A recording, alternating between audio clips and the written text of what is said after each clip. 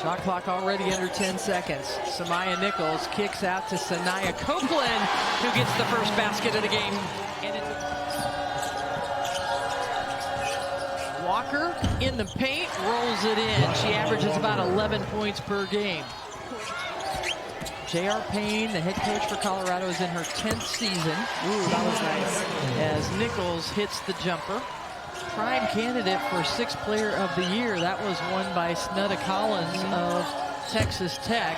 And the three-pointer goes down for Mackerlane. Talking about it just briefly a minute ago, but Dee Woo comes off the bench, and yes, that's her nickname. And that's something that Coach J.R. Payne has loved in her programs, is having a huge spark off the bench as she nails one down from behind the three. Ziona Walker back into the game with those 2 fouls. Passes inside. Wooten got it. When you watch them on film, but there's one thing, but when you stand next to them during a shoot-around in practice, they are so long and tall. Greer picks up the foul as Samaya Nichols, what she does better than anybody else in the country. Kansas guards are getting back in record time to be able to stop and make Colorado out to play half-court offense. Benson with the 3 and extends the lead to the biggest lead of the game for either team.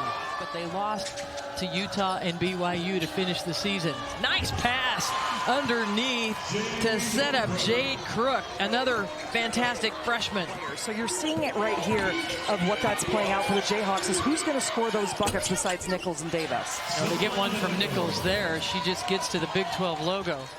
But also, like you mentioned, Reagan Williams in the last 4 games. She's been playing really well, over 10 points per game. And what a pass by Davis. The double team came to Davis. She dishes it off to Reagan Williams, who has an and-one opportunity. Vandell puts it on the floor, has it just stripped away by Betson.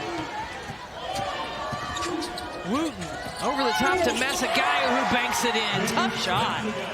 Looking for someone to throw it to.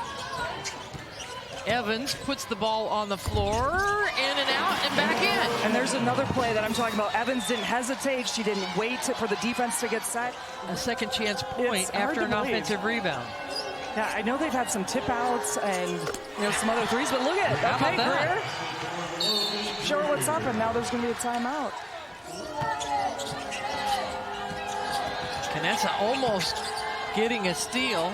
Out to Greer, the freshman. That's her second three-pointer of the game. That's what this Colorado defense is doing to Jalea Davis, to not give her any looks. 4 on the shot clock. Elle Evans off the window. Dutah over the outstretched arms of Davis. That's a tough, tough shot.